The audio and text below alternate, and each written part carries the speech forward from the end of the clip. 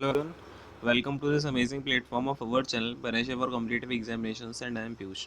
तो जैसे कि आप देख रहे हो हमारी क्लास चल रही है अभी ये 1300 प्लस कॉमन एरर्स की, जिसमें हम क्या कर रहे होंगे, सारे के सारे रूल्स कर रहे होंगे और बेसिकली रूल्स के पीछे जो भी लॉजिक है आपका, हम उनको देख रहे होंगे कि क्या लॉजिक बन रहा है। और उसके पीछे हम पार्सिंग का जो मेथड होगा उसको यूज़ करते हुए हम सेंटेंसेस को समझ रहे होंगे, ठीक है ना। और इसके अलावा आपका ये जो क्वेश्चंस हैं ये सारे आपके प्रीवियस ईयर पेपर से उठाए गए हैं और ये आपको मैं करा रहा हूँ। और ये जो आपके क्वेश्चंस हैं बहुत ज़्यादा हेल्पफुल रहेंगे आपके SSC CGL pre and mains के लिए, सीएचएसएल के लिए, सीपीओ प्री एंड मेंस के लिए और एसएससी स्टेनोग्राफर के लिए, ठीक है ना। और भी एग्जाम्स जिनमें आपके एरर के क्वेश्चन आते हैं तो उनके लिए भी बहुत ज़्यादा हेल्पफुल हैं। तो आप उनके एग्ज़ाम की अगर प्रिपरेशन कर रहे हो तो ये आप देख सकते हो, ठीक है। और इसमें आपके अभी तक के एसएससी ने जितने भी क्वेश्चन आपके लिए हैं वो सारे के सारे क्वेश्चन कवर हो जाएंगे, ठीक है ना। चलो, इसके अलावा आपका vocab special course already run हो रहा है चैनल पे, आप जाके देख सकते हो, जो जिसमें कि आपके जो रिपीटेड वोकैब है ना, जो एसएससी में रिपीट होने के चांसेस हैं और वो बार बार वहीं से कहीं ना कहीं वोकैब आ रही होती है, ठीक है ना। तो वो वोकैब कोर्स भी आपको चल रहा है, तो वो भी आप जाके देख सकते हो, ठीक है ना। और भी कोर्सेज हैं जैसे कि आपका सीजीएल 2019 के 18 सेट हो गए, स्टैटिक जीके का प्रीमियम कोर्स हो गया, तो ये जाके आप देख सकते हो, ठीक है ना। काफ़ी प्रीमियम कोर्स है और इसके लिए अगर आप सी जी एल 2020 या सी एच एस एल की तैयारी कर रहे हो तो उसके लिए आपका बहुत ज़्यादा इंपॉर्टेंट हो जाता है ये वाला कोर्स, ठीक है ना। या फिर आपका जो सी एच एस एल 2019 का जिन बच्चों का बचा हुआ था एग्जामिनेशन, ठीक है, तो वो लोग तो ज़रूर देख लेना। और ये एन टी पी सी की सीरीज़ होगी, इसके अलावा आपका हॉट्स क्वेश्चन सीरीज़ भी चल रही है टीयर 2 के लिए, और आपका S S C C H S L की मैथमेटिक्स के लिए अभी आपके मोस्ट एक्सपेक्टेड क्वेश्चन की सीरीज़ चल रही है। बेसिकली आपका क्या है, क्रैश कोर्स है, तो ये भी जाके आप जरूर देखेंगे अगर सी एच एस एल के एग्जामिनेशन के लिए प्रिपेयर कर रहे हैं, ठीक है ना। और आपका पूरे डाउट सेशंस वगैरह होते हैं, जो भी अगर आपको डाउट आता है तो उसका डिस्कशन भी कर दिया जाता है, आपका पूरा सपोर्ट दिया जाता है 24/7। तो आप कहीं भी जाके अपने डाउट को पूछ सकते हो, यहाँ पे कमेंट सेक्शन में भी पूछ सकते हो, इसके अलावा आप टेलीग्राम पे भी अपने डाउट्स को पूछ सकते हो, क्लियर है ना। चलो भाई, इसके अलावा कई सारी रेलेवेंट सीरीज़ हैं वो भी आप जाके देख सकते हो, ठीक है ना। तो अब फटाफट से हम आ जाते हैं, आज का हमारा कौन सा है भाई, डे 10 है, ये आपका डे 8 तक है और हमारा है आज का डे 10, ठीक है ना। तो आई होप कि आपने इससे पहले डे 9 तक की सारी चीज़ों को देख लिया होगा, समझ लिया होगा, है ना। तो आ जाते हैं फटाफट से अपने आज के क्वेश्चन नंबर हमारा 161 से है आज। इससे पहले आपके 160 क्वेश्चन जो हैं वो पूरे डिस्कस कर दिए गए हैं। तो अगर आपने उनको नहीं देखा है तो एक बार आप ना डे 1 से देखना, क्योंकि क्या है ना, चीज़ों को मैंने धीरे धीरे वहीं से लिंक किया हुआ है। सारी चीज़ें जो भी बेसिक बेसिक होती हैं सारी चीज़ों को समझाते हुए हम इसी तरीके से क्या कर रहे हैं, ग्रामर को पूरा कवर करने की कोशिश कर रहे हैं। तो मैंने कहीं ना कहीं वहीं से आपकी चीज़ों को लिंक किया हुआ है एक एक करके। होता है ना, जैसे आपकी स्टेयर्स होती हैं तो हम क्या करते हैं, एक एक स्टेप लेके ऊपर बढ़ रहे होते हैं, ठीक है ना। तो उसी तरीके से हमने इस चीज़ को कवर किया हुआ है। खैर, अब जरा क्वेश्चंस को करना शुरू करते हैं। पहला क्वेश्चन आपके सामने ये रहा। अब देखो, he denied to have been there. अब आपका ना कभी भी एक बात समझना, कभी भी क्या हो आपका, कोई एक्शन हो, कोई वर्ब हो, वर्ब क्या होती है आपकी, एक्शन को रिप्रेजेंट करती है ना। तो ये जो एक्शन है वो आपका मेन वर्ब के, जो एक्शन हो रहा है सेंटेंस में वो क्या हो, मेन वर्ब के पहले हो, ठीक है ना, मेन वर्ब से बिफोर हो, मेन वर्ब से बिफोर हो, या फिर क्या हो आपका उस सेम टाइम पे हो जिस टाइम पर आपका एक्शन चल रहा है सेंटेंस में।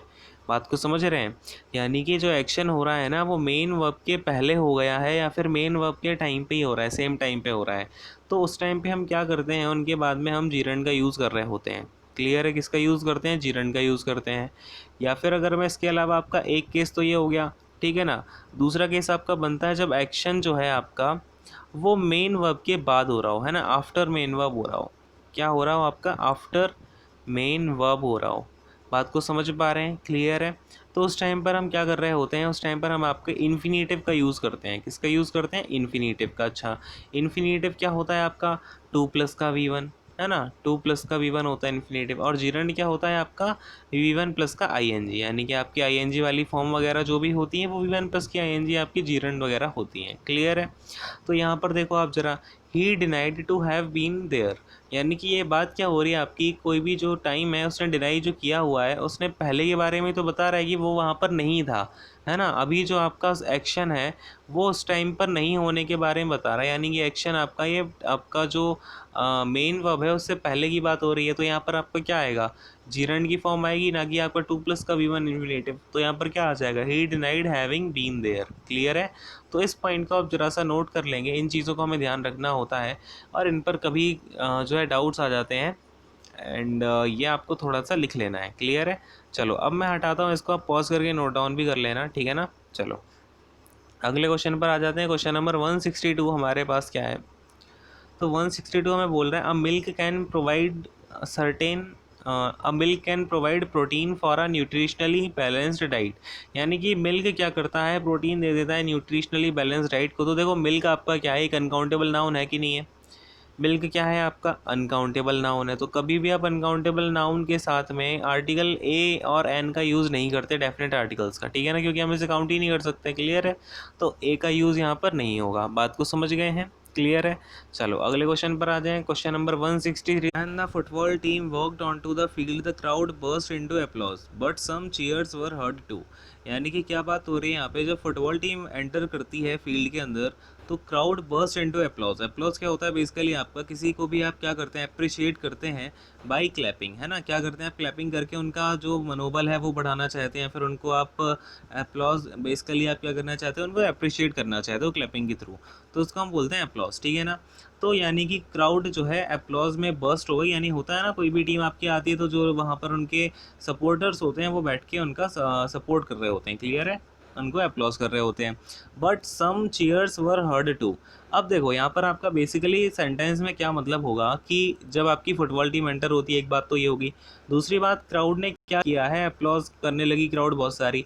लेकिन जब बट का यूज़ हुआ, इसका मतलब कि आपके सेंटेंस में जो अगला सेंटेंस आने वाला है, सेंटेंस में जो अगला पार्ट आने वाला है आपका क्लॉज, उसमें क्या होगा, यहाँ पर कॉन्ट्रास्ट दिखेगा कि नहीं दिखेगा। कॉन्ट्रास्ट क्या होता है, विरोधाभास, यानी कि आपका अपोजिट मीनिंग दिखनी चाहिए अगले वाले में। यानी अगर यहाँ पर अप्लॉज हो रहा है तो अगले वाले सेंटेंस में आपका क्या होना चाहिए, अप्लॉज का अपोजिट। अप्लॉज का अपोजिट होता है आपका अब्यूज़, क्लियर है। अप्लॉज का अपोजिट जो होता है वो होता है आपका अब्यूज़, है ना। तो यहाँ पर आपका क्या होना चाहिए, यहाँ पर अगेन चीयर्स तो आपका ये तो सिनोनिम हो गया भाई अब्यूज़ का। तो अगर सेम ही सेम मीनिंग रखनी है तो यहाँ पर आपने बट क्यों लगाया हुआ है, बट अगर आपने लगाया हुआ है इसका मतलब कि आने वाले सेंटेंस में कहीं ना कहीं आएगा तो कॉन्ट्रास्ट ही। तो यहाँ से मैं चीयर्स हटा दूंगा, यहाँ पर मैं अब्यूज़ लिख दूंगा। यानी कि उनको अप्लॉज किया जा रहा था बहुत ज़्यादा, लेकिन क्या हुआ, थोड़ी थोड़ी वहाँ पर अब्यूज़ भी सुनाई दे रही थी। जो उसके अपोजिशन टीम के लोग होंगे वो गालियाँ दे रहे होंगे, ठीक है ना, तो कोई दिक्कत नहीं है वहाँ पे। अब्यूज़ करने का बेसिकली मतलब क्या होता है कि आप किसी को भी क्या करें, मतलब कि किसी के ऊपर ऑफेंसिव रिमार्क्स करें, है ना। तो इसको हम क्या बोल देते हैं, अब्यूज़ करना। तो वहाँ पर कुछ से जो कुछ लोग होंगे वो लोग उनके ऊपर ऑफेंसिव रिमार्क्स भी कर रहे होंगे, तो वहाँ पर हम अब्यूज़ कर देंगे, ठीक है ना। चीयर क्यों नहीं होगा, क्योंकि चीयर्स का मतलब तो सेम होता है आपका अप्लॉज जैसा, है ना। तो बट का यहाँ पर यूज़ जो अगर हमें जो है जस्टिफाई करना है तो हम क्या करेंगे, यहाँ पर चीयर्स को हटा करके अब्यूज़ डाल देंगे, क्लियर है। तो अपना एरर जो है थर्ड वाले सेक्शन में आ गई है। अगले क्वेश्चन पर आ जाते हैं। क्वेश्चन नंबर 164 क्या बोल रहे हैं हमसे, a lot of form filling is just red tape and sometimes the forms are so complicated that the people can't make head or tail from them, है ना। ठीक है, अब देखो ये जो लॉट ऑफ फॉर्म फिलिंग है वो रेड टेप होती है ना। बात को समझ रहे हैं, रेड टेप। अब देखो यहाँ पर आपका जो रेड टेप होता है ना, रेड टेप, ये आपका कई बार पूछ भी लिया जाता है कि रेड टेप का मतलब क्या होता है। तो देखो रेड टेप का मतलब होता है एक्सेसिव एक्सेसिव, इससे मैं आपको दिखा देता हूँ, एक्सेसिव ब्यूरोक्रेसी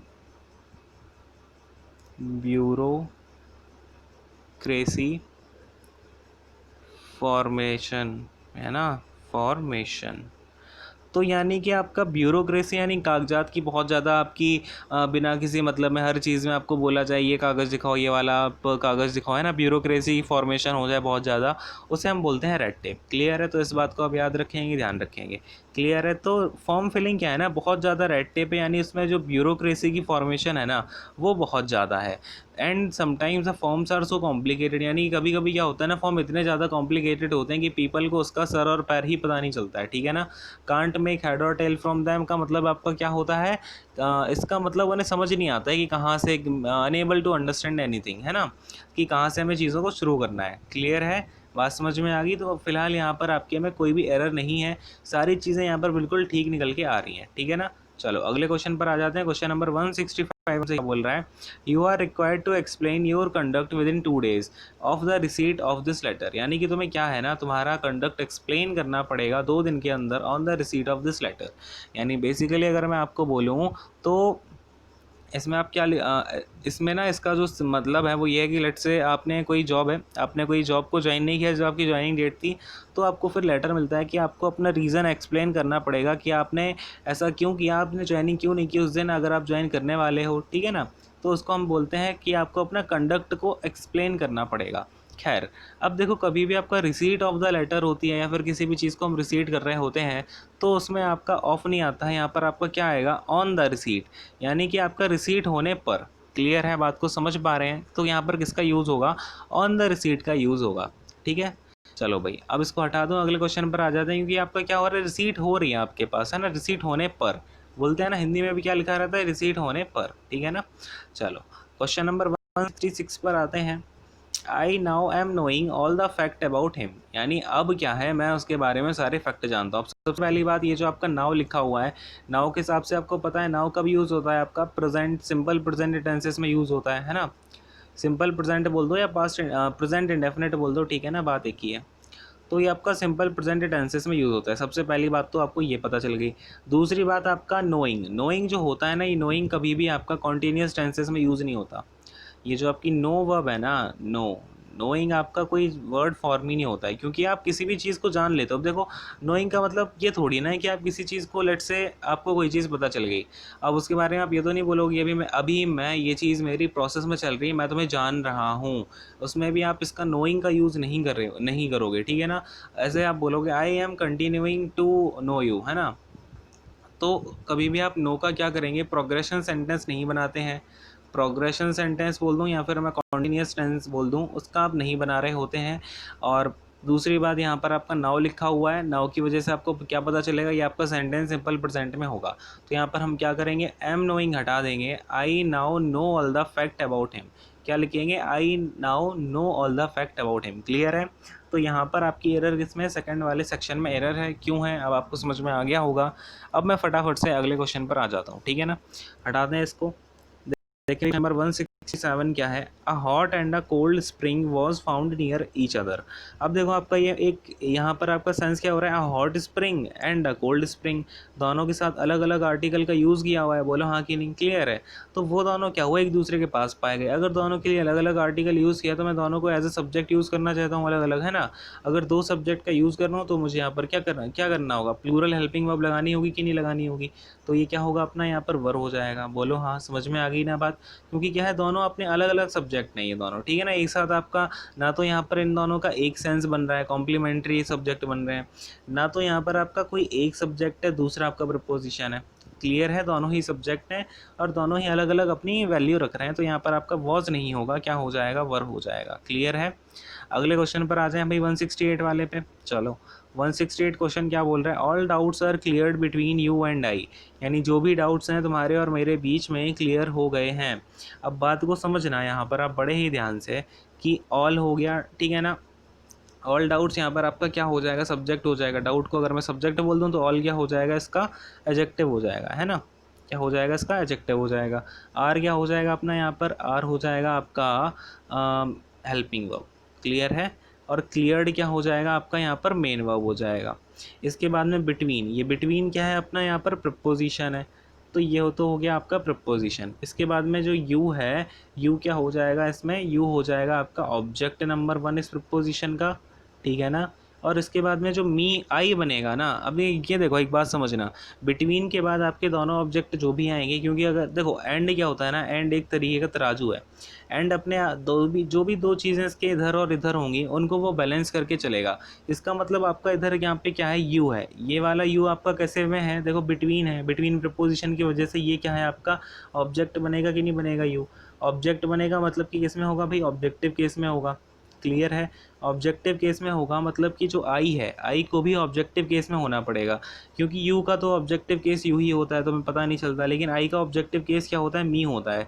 तो हमें यहाँ पर मी लेना पड़ेगा, ना कि आई। क्लियर है, बात को समझ पा रहे हैं क्या आप। क्योंकि क्या होता है ना, जो एंड होता है आपकी चीज़ों को बैलेंस करता है आपका इस साइड, ये जो है आपका ऑब्जेक्टिव केस में है।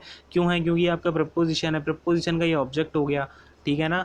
तो ये अब जो अपना दूसरा वाला आएगा, मी आएगा जो एंड की साइड, वो भी ऑब्जेक्टिव केस में ही आएगा। क्लियर है, ये आपका आई नहीं आएगा, क्योंकि आई क्या होता है, सब्जेक्टिव केस होता है। बात को समझ पा रहे हैं, क्लियर हुआ। चलो अगले क्वेश्चन पर आ जाओ भाई, हटाओ इसको। देखो अगला क्वेश्चन हमसे क्या बोलने की कोशिश में है, question number 169, either of the roads lead to the park, ठीक है ना, मतलब जो भी रोड है वो पार्क को ही लीड करते हैं, कोई दिक्कत नहीं है यहाँ पे।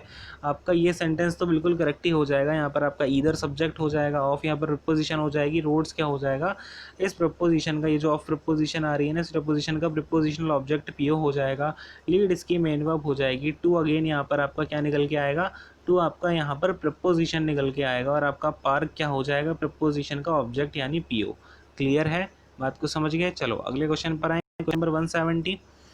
अब देखो 170 हमसे क्या बोल रहा है, I went to the temple with my parents, यानी कि मैं टेम्पल गया अपने माता पिता के साथ, माई आंट्स एंड माई कजन्स। अब बात समझना, आप कभी भी किसी भी टेम्पल में जाएं, ठीक है, किसी भी आप चर्च में जाएं, यूनिवर्सिटी में जाएं, देखो मैं आपको यहाँ पर कुछ वर्ड्स लिख रहा हूँ, जैसे ये वर्ड्स हो गए आपके, स्कूल, यूनिवर्सिटी, टेम्पल, टेम्पल हो गया आपका, चर्च हो गया, है ना, कोई भी आपका प्लेस है जो हम कॉमनली एक पर्टिकुलर नाम से जान रहे होते हैं, लेकिन उसका कोई पर्टिकुलर सेंस होता नहीं। अब जैसे मैं बोल दूँ हॉस्पिटल हो गया कोई, ठीक है, तो आप इन जगह पे जाते हो, ठीक है, तो अब लेट से मैं बोलता हूँ मैं हॉस्पिटल जा रहा हूँ, अब आपको पता चलेगा क्या उससे किसी स्पेसिफिक के बारे में? मैंने ये तो बोला नहीं है कि मैं आपका RNB हॉस्पिटल में जा रहा हूँ, ठीक है ना, तो जब तक मैं आपको नाम नहीं बताऊंगा तब तक ये हॉस्पिटल क्या है आपका स्पेसिफिक हो नहीं पाएगा। इसी तरीके से मैं स्कूल जाता हूँ, तो यहाँ पर आप क्या बोलोगे, स्कूल जाता हूँ, लेकिन कौन से स्कूल जाते हो तुम, ठीक है ना, तो यहाँ पर हमें स्कूल के बारे में भी स्पेसिफिक नहीं हो पा रहा है। लेकिन अगर यहाँ पर आपका स्कूल जाने के लिए कुछ अलग से कोई चीज़ मैं स्पेसिफिक कर दूँ, मैं ये काम करने जा रहा हूँ इस स्कूल में, तब मैं वहाँ पर दा का यूज़ करूँगा।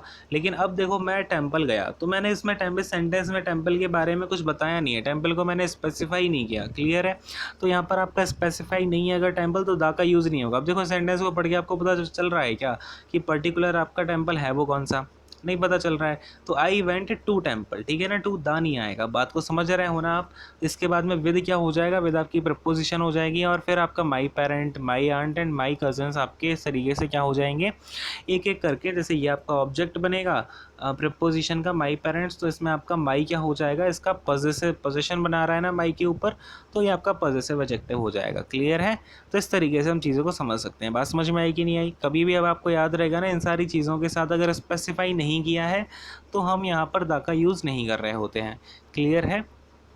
अब जैसे अगर मैं पढ़ने ही जा रहा हूँ स्कूल में, तो अगर मेरा पर्पज़ ही वहाँ पर डिफ़ाइन है, तो कभी कभी हम वहाँ पर दा का यूज़ कर लेते हैं, ठीक है ना, तो इस चीज़ में आप कन्फ्यूज़न मत रखना। अब क्लियर है ना सबको? अगले क्वेश्चन पर आ जाऊँ मैं।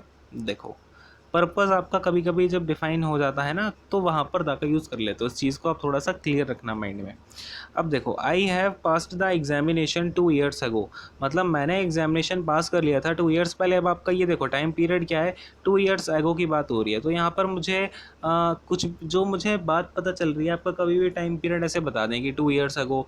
ये आपका बेसिकली एगो क्या होता है, इस बात को देखो, एगो होता है आपका एडवर्ब ऑफ टाइम, ठीक है ना, क्या होता है, एडवर्ब ऑफ टाइम, यानी आपका एडवर्ब ऑफ टाइम के साथ में कोई टाइम पीरियड बता रहा है, तो उसमें हम क्या यूज़ करेंगे भाई, उसमें हम अपना सिंपल पास्ट टेंस का यूज़ कर रहे होते हैं, ठीक है।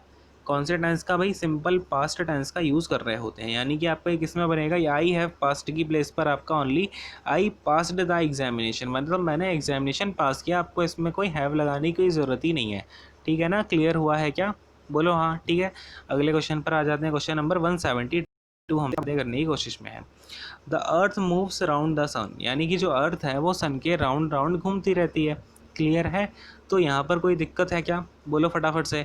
इसके बाद में लेकिन ये जो लिखा हुआ है ना इजंट इट, यहाँ पर मुझे दिक्कत दिख रही है, क्योंकि ये आपका टेंस जो है ये किस में है आपका, ये है सिंपल प्रेजेंट में। आपकी अर्थ जो है सन के राउंड घूमती है, कोई दिक्कत नहीं है, तो आपका सिंपल प्रेजेंट में हो गया। लेकिन अब ये इजंट इट, यानी ये जो इजंट इट है यहाँ पर आपका बेसिकली जो वर्ब आ रही है, आप यहाँ पे देखने में तो सबको बड़ा प्यारा लग रहा होगा, इजंट इट है सर, क्या दिक्कत आ रही है, बोलने में तो बड़ा प्यारा लग रहा है, लेकिन बोलने में तो ठीक लग रहा है, लेकिन ये इजंट इट आपका नहीं आएगा। अगर आप देखते हो कभी भी आपका सिंपल प्रेजेंट में जो वर्ब्स हो रही होती हैं वो होती है डू, हाँ कि नहीं, डू या डज। तो अब आप देखोगे यहाँ पे अर्थ क्या है, सिंगुलर है, यानी यहाँ पर क्या आना चाहिए आपका, डजंट इट आना चाहिए। अब डजंट इट आपको प्रोनाउंस करने में लग रहा होगा अरे भाई सेंटेंस में ये क्या, थोड़ा सा बोलने में मुझे तो बिल्कुल अच्छा नहीं लग रहा डजंट इट, लेकिन यही है बेटा, कभी कभी क्या होता है चीज़ें बोलने में सेंटेंस में बड़ी प्यारी लगती हैं लेकिन वो वहाँ पर गलत हो रही होती हैं। अगर आप यहाँ पे देखोगे अर्थ मूव्स अराउंड द सन, ये आपका प्रेजेंट में है, प्रेजेंट में हमारी जो वर्ब यूज़ हो रही होती है वो डू या डज होती है, हेल्पिंग वर्ब जो होती है, ठीक है। तो हम यहाँ पर क्या करेंगे, डजंट इट का यूज़ कर रहे होंगे, ना कि इजंट इट का। क्लियर है, बात समझ में आ गई ना? कोई भी डाउट होता है कमेंट सेक्शन में आप अपना डाउट पूछ जरूर लेना, ठीक है ना। क्या करना है आपको, कमेंट सेक्शन में अपना डाउट पूछ लेना है। समझ गए सारे बच्चे? चलो अगले क्वेश्चन पर आता हूँ, इसको हटा देता हूँ। क्वेश्चन नंबर 173 देखते हैं। Unless you do not give the keys of the safe you will be shot, यानी जब तक तुम अगर तुम जो कीज़ है ना सेफ की नहीं दोगे तो तुम्हें गोली मार दी जाएगी, ठीक है। कोई चोरी करने आ गया, कोई दिक्कत नहीं है। आप देखो अनलेस क्या है, अनलेस आपका होता है, मैं आपको एक बात बताता हूँ, अनलेस की जो मीनिंग होती है वो होती है आपकी इफ़ एंड नॉट की। क्लियर है, क्या मीनिंग होती है अनलेस की, इफ़ नॉट की। यानी कि अगर मैं इसमें आपको एग्जांपल देना चाहूँ तो ऐसे बोल सकते हो आपकी you will be sick, you will be sick if you do not stop, if you do not stop eating, ठीक है ना। यानी कि तुम क्या है कि बीमार पड़ जाओगे अगर तुम खाना बंद नहीं करोगे। क्लियर है, तो इसमें क्या सेंस आ गई अपनी, अगर तुम खाना बंद नहीं करोगे, ठीक है ना। इफ़ नॉट, यानी कि अगर मैं इसमें यूज़ करना चाहूँ आपका तो क्या भी कर सकता हूँ, इफ़ नॉट को मैं हटा दूँ और मैं यहाँ पर लिख दूँ you will be sick unless, unless you do stop eating. Clear है, अनलेस यू डू तो अब कोई आएगा नहीं क्योंकि हमने ये नॉट की वजह से यूज़ किया था, if you stop eating. Clear है, तो बात समझ में आई आपको अनलेस का यूज़ कैसे करना होता है। अब देखो यहाँ पे unless you do not give the keys of the safe you will be shot, तो आप देखो यहाँ पे आपने अनलेस का भी यूज़ कर लिया और डू नॉट का भी यूज़ कर लिया। अब भैया या तो अनलेस का करो या डू नॉट का करो, दो चीज़ों को हम जब यूज़ करते हैं तो क्या होता है, हाँ भाई सुपर प्लस होता है। क्या होता है, सुपर प्लस होता है, या फिर आपका एग्जैगरेशन हो रहा होता है और हमें एग्जैगरेशन नहीं करना है। क्लियर है, तो यहाँ पर हम क्या करेंगे, डू नॉट को हटा देंगे। अगर आपको डू नॉट को हटाना है डू नॉट को हटाओ, नहीं तो आप अनलेस को हटाना है तो अनलेस को हटा के इफ लिख दो। लेकिन आपका मोस्ट प्रोबेबली आपको यहाँ पर डू नॉट को ही हटाना चाहिए क्योंकि हम सेंटेंस में जो आपकी आगे एरर आ रही होती है हम उसको ही हटाते हैं, ठीक है ना। खैर, यहाँ पे आपका कौन से ऑप्शन में एरर हो जाएगी, फर्स्ट वाले ऑप्शन में ही एरर हो जाएगी। क्लियर है, बात समझ में आ गई सबको? कोई भी डाउट है क्या? चलो अगले क्वेश्चन पर आ जाऊँ।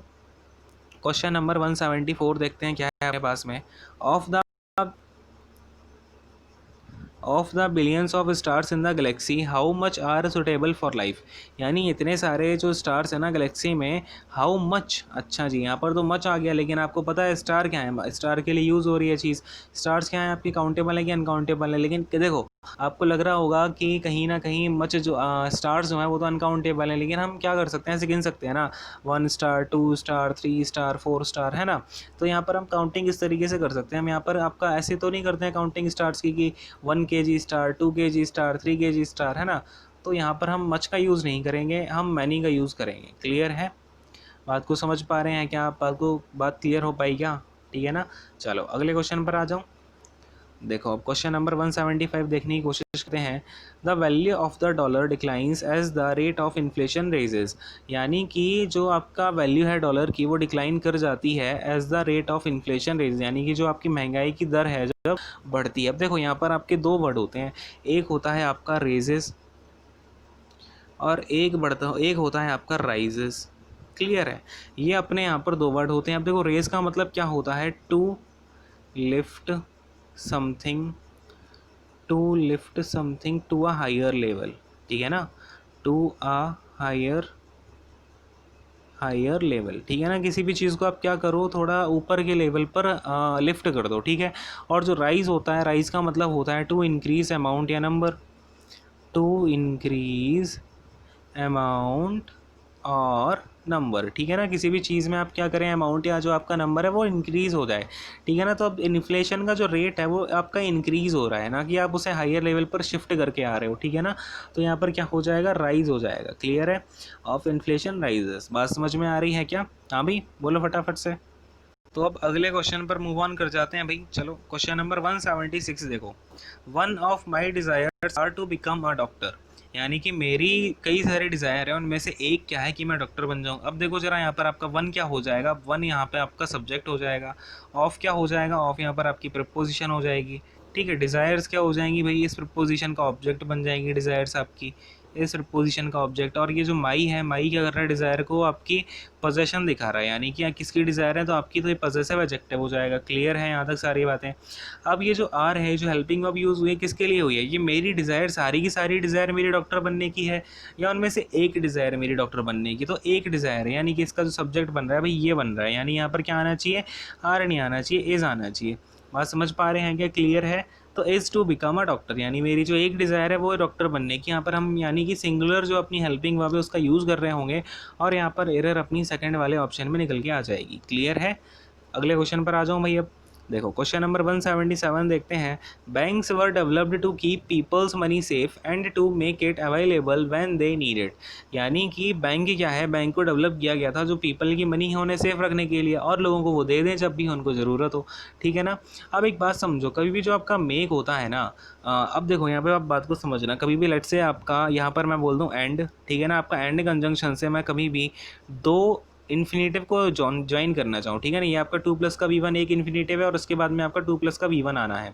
तो पता मैं क्या करूँगा, ये जो अपना 2 होता है ना, इसमें दूसरी बार मैं 2 का यूज़ नहीं करूँगा, मतलब किसी भी वर्ड का मैं क्या 2 बार एक्सेसिव यूज़ नहीं करना होता मैं किसी भी सेंटेंस में। ठीक है, सेंटेंस को हमें जितना कम से कम शब्दों में हम बोल पाएँ उतना अच्छा होता है। तो कभी भी आपका एंड से 2 इन्फिनेटिव जुड़े हुए हैं तो आप इन्फिनेटिव में एक इन्फिनेटिव की ही 2 यूज़ कर सकते हो। जैसे कि अगर आपका ये वाला इन्फिनेटिव में मैंने 2 लगा दिया तो अगली वाली वर्ब में आपको 2 यूज़ करने का ज़रूरत नहीं है। ठीक है ना। जैसे अगर मैं यहाँ पे बोलूँ banks are developed to keep, अब देखो ये वाला 2 हो गया, यानी कि अगले वाली जो v1 हो गई ये आपका इन्फिनेटिव हो गया, to keep people's money safe. तो एंड के बाद आपका फिर से इन्फिनेटिव आ रहा है, तो आपको 2 में यहाँ पर ये वाला इन्फिनेटिव में 2 की लगाने की कोई ज़रूरत नहीं है। ठीक है ना। आपका ये 2 यहीं से, आपका यहाँ से जो है आप अपनी बात रख सकते हो इस वाले 2 से, क्योंकि एंड क्या करता है, चीज़ों को बैलेंस कर रहा होता है। यानी कि अगर आपका यहाँ पर एक v1 आ गई है तो यहाँ पर भी एक v1 डाल दो, कोई दिक्कत नहीं आएगी। ठीक है ना। आपका ये जो 2 है ना, ये 2 बेसिकली दोनों के ही साथ लग रहा है। ठीक है, तो कोई दिक्कत नहीं है, आपका एंड के साथ दोनों चीज़ों में लग जाता है। जैसे मैंने आपको जो ऊपर सेंटेंस आया था ना, ज़रा ऊपर चलें क्या, देखें। जैसे ये वाला आपका सेंटेंस आया था आंट वाला, जो टेम्पल जाने वाला था ना, एक सेकेंड भाई, कहाँ चला गया टेम्पल वाला क्वेश्चन। ये देखो इस क्वेश्चन में क्या हुआ आपका, बेसिकली ये जो आपका विद है, विद प्रपोजिशन हो गया। अब मैंने क्या बोला आपसे, इस विद प्रपोजिशन के लिए ये तीनों के तीनों ऑब्जेक्ट बन रहे हैं, ऑब्जेक्ट 1, ये ऑब्जेक्ट 2, ये ऑब्जेक्ट 3। तो बेसिकली इसका मतलब क्या है ना, ये आपका विद माई पेरेंट्स भी यूज़ हुआ है, इसका मतलब फिर ये आपका विद माई आंट और विद माई कजन्स, यानी कि इन तीनों के साथ फिर विद का सेंस चला है, लेकिन क्या हुआ, एंड चला गया बीच में। तो हमने बोला ठीक है एक ही बार विद लगाते हैं, 10 बार विद लगाने का कोई मतलब नहीं है, क्योंकि हम सेंटेंस में अपनी कम से कम शब्दों में बात को पूरी करना चाहते हैं। ठीक है ना। तो बात को समझ पा रहे हैं, क्लियर है क्या सबको। चलो, तो इस तरीके से आपकी चीज़ें जो है यूज़ हो रही होती हैं। तो यहाँ पर आपका क्या हो जाएगा, ये यहाँ पर आपका 2 का यूज़ दोबारा नहीं होगा। ठीक है ना। हमें चीज़ों का बार बार यूज़ करके एग्जैगरेशन नहीं करना होता है, बस आराम से हम क्या करेंगे, जितनी छोटी से छोटी शब्दों में हमारी बात पूरी हो जाए, तो हम यहाँ से क्या करेंगे, 2 को हटा देंगे। इतनी सी बात आप याद रखेंगे, ध्यान रखेंगे। ठीक है ना। तो आपको कभी भी इस तरीके का स्ट्रक्चर दिखता है तो आपको क्या करना है, 2 प्लस का v1 अगर आपको पहले लगा मिल गया, फिर इसके बाद में आपका एंड कंजंक्शन का यूज़ हो रहा है, उसके बाद में फिर से 2 प्लस v1 आ जाए तो हम उसमें क्या करेंगे, इस 2 को हटा देंगे। ठीक है ना। उसकी कोई ज़रूरत नहीं है। क्लियर है। चलो अगले क्वेश्चन पर आ जाता हूँ। क्वेश्चन नंबर 178 क्या बोल रहा है, based on the newspaper reports we can conclude that many accidents caused by reckless driving. यानी कि जो न्यूज़पेपर की रिपोर्ट है उन पर बेस करके हम क्या बोल सकते हैं, कंक्लूड कर सकते हैं जो कई सारे एक्सीडेंट हैं वो कॉज किए गए किसके द्वारा, रेकलेस ड्राइविंग के द्वारा। अब बात को समझना जरा कि रेकलेस ड्राइविंग इसे देख के आपको क्या पता चल गया, तो अपना पैसिव में है, हाँ कि नहीं। यानी कि जो आपका सब्जेक्ट है वो यहाँ पर बाई प्रपोजिशन का ऑब्जेक्ट बन के बैठा हुआ है। ये क्या है, बाई प्रपोजिशन है, और ये आपका जो सब्जेक्ट है यहाँ पर जो काम करने वाला है, जो डूअर है, ये है आपका बेसिकली डूअर तो ये रहेगा अभी भी, लेकिन ये डूअर क्या है, आपका ऑब्जेक्ट बना हुआ है। ये डूअर ऑब्जेक्ट बना हुआ है किसका, प्रपोजिशन का, प्रपोजिशन बाई का। क्लियर है। और ये आपका जो मैनी एक्सीडेंट है ये आपका कहीं ना कहीं ऑब्जेक्ट था और ये यहाँ पर आपका सब्जेक्ट बन के बैठा हुआ है मेन वर्ब का। क्लियर है। तो यहाँ पर आपका क्या होना चाहिए, पैसिव में होना चाहिए। और पैसिव में क्या होता है, कॉज्ड आपका कुछ नहीं होता, पास्ट में नहीं बनता है। आपका क्या होगा, मैनी एक्सीडेंट। अगर यहाँ पर मैंने कैन का यूज़ किया हुआ है तो आपका अगला सेंटेंस किस में होगा, आर में होगा, है ना। यानी होगा तो ये आपका प्रेजेंट में ही, तो क्या हो जाएगा, many accident are caused by reckless driving. Clear है। बात समझ में आ गई कि नहीं आ गई, आपको चीज़ों को इसलिए ऑब्जर्व करना सीखना होगा, है ना। इसलिए मैं मैं बोलता हूँ आप बुक्स की रीडिंग किया करो, ठीक है ना, कुछ भी बुक आप उसकी रीडिंग किया करो। मैं शायद हर लेक्चर में अपनी ये बात बोलता रहता हूँ, तो इस चीज़ को आप समझने की थोड़ी कोशिश करेंगे। क्लियर है। अगले क्वेश्चन पर आ जाते हैं, क्वेश्चन नंबर 179 पर। He walked till the end of the street, मतलब कि उसने क्या किया है, वॉकिंग करी है to the end of the street. Clear है। तो यहाँ पर क्या हो जाएगा आपका, टू द एंड आएगा, यानी कि उसने अंत तक, ना कि टिल द एंड। ठीक है। टिल क्या होता है आपका, टाइम के लिए यूज़ हो रहा होता है बेसिकली, है ना। किसी भी आप टाइम की बात करो, और टिल टू क्या होता है आपका, किसी भी डायरेक्शन में आप जा रहे हो, फिर किसी पॉइंट पर जा रहे हो, तो उसमें हम टू का यूज़ कर रहे होते हैं। ठीक है ना, इसको आप नोट डाउन कर लेना। टिल जो आपकी प्रपोजिशन होती है, टिल प्रपोजिशन का यूज़ हम कब कर रहे होते हैं, टू टाइम। ठीक है ना, टू किसी भी टाइम के बारे में बात करने, टू टॉक अबाउट टाइम, है ना, ऐसा, to talk about time. And अगर मैं यहाँ पर यूज़ कर दूँ टू का, तो टू का क्या होता है आपका, मतलब indicating in a direction, indicating in a direction towards. ठीक है ना, ये आप नोट कर लेना, डायरेक्शन टूवर्ड्स। ठीक है ना। क्लियर है, आपको कोई दिक्कत तो नहीं आ रही है अभी तक, सारे बच्चों को समझ में आ रही है ना चीज़ें। कुछ भी डाउट हुआ करे बीच में पूछ लेना। क्लियर है ना। चलो क्वेश्चन नंबर 180 देखो। The stain of all the difficulties and vexation and anxieties are more than he could bear, यानी कि जो स्ट्रेन है ये आपका, देखो यहाँ पर स्ट्रेन क्या बन जाएगा, सब्जेक्ट बन जाएगा। क्यों, क्योंकि इसके बाद में जो है ऑफ, ये क्या है आपका, प्रपोजिशन है। ठीक है ना। इस प्रपोजिशन के बाद में आपका ऑब्जेक्ट क्या आएगा, द डिफिकल्टीज। अब देखो मैंने क्या बोल दिया, अब ऑफ के बाद में आपका ये क्या हो गया, धीरे धीरे फिर एंड कंजंक्शन से चीज़ें जुड़ी हुई हैं, तो इस प्रपोजिशन के लिए आपका डिफिकल्टीज भी ऑब्जेक्ट होगा, वैक्सेशन भी ऑब्जेक्ट होगा, एंजाइटीज़ भी इसका ऑब्जेक्ट होगा। क्लियर है। तो ये अपने तीनों ऑब्जेक्ट को यहाँ पर ले लेगा, है ना, क्योंकि यहाँ पर द जो है आपका एंड जो है, एंड कंजंक्शन से चीज़ें ज्वाइन हुई हैं। आज आप समझ पाएंगे इन सारी चीज़ों को जो मैंने आपको समझाने की कोशिश की है। क्लियर है, एंड का यूज़ समझना। ठीक है। अब देखो ऑल क्या है, ये ऑल, इन सारी की सारी, ऑल क्या बना हुआ है, ये एडजेक्टिव बना हुआ है, डिफिकल्टीज़ के लिए भी एडजेक्टिव बना हुआ है, वैक्सेशन के लिए भी एडजेक्टिव बना हुआ है, और ये एंजाइटीज़ के लिए भी, तीनों को ये रेफर कर रहा है। ठीक है। तो अब आते हैं आर पर। आर क्या हो जाएगा अपना, यहाँ पर आर हो जाएगी आपकी वर्ब। क्लियर है। मोर देन, अब बात को समझ रहे हैं, यहाँ पर आपका मोर देन क्या होता है, बताओ जरा मुझे, आप कमेंट सेक्शन में बताएंगे मोर देन क्या होगा। क्लियर है। इसके बाद में ही क्या हो जाएगा, ही हो जाएगा आपका सब्जेक्ट हो जाएगा, कुड क्या हो जाएगा आपकी वर्ब हो जाएगी, और बियर क्या हो जाएगा यहाँ पर आपका, ही कुड बियर, यानी ये हो गया आपका मेन वर्ब, और ये हो गई जो कुड है आपकी हेल्पिंग वर्ब। क्लियर है, मॉडल होगी बेसिकली। ठीक है ना, मॉडल्स हो गए। तो बात समझ में आई आपको। अब बड़े ध्यान से समझना, ये जो आर है आपकी वर्ब आ रही है, ये कौन से सब्जेक्ट के लिए आ रही है, ये आ रही है आपकी स्ट्रेन के लिए। और स्ट्रेन आपका ये हेल्पिंग, जो स्ट्रेन होता है वो आपका काउंटेबल है या अनकाउंटेबल है। स्ट्रेन तो अनकाउंटेबल होता है, और अनकाउंटेबल नाउन के साथ में हम किसका यूज़ कर रहे होते हैं, अनकाउंटेबल नाउन के साथ हम सिंगुलर वर्ब का यूज़ करते हैं, तो आर का यूज़ नहीं होगा यहाँ पर, किसका यूज़ होगा, इसका होगा। तो पता चल गया भाई एरर कहाँ पर होगी, आपकी थर्ड वाले ऑप्शन में एरर होगी। इसलिए हम क्या करेंगे, चीज़ों को ब्रेक करना सीखते हैं। इसी तरीके से हम क्या कर रहे होंगे, पूरी ग्रामर को हम कवर करने की कोशिश करेंगे। ठीक है ना। तो आज हमने 20 क्वेश्चंस को कवर कर लिया है, एंड अगले सेशन में हम फिर से और भी कुछ अच्छे क्वेश्चंस को डिस्कस करते हैं। एंड आई होप कि आपको आज का जो सेशन है वो समझ में आया होगा। And thank you so much, god bless you all, take care, bye bye and sayonara.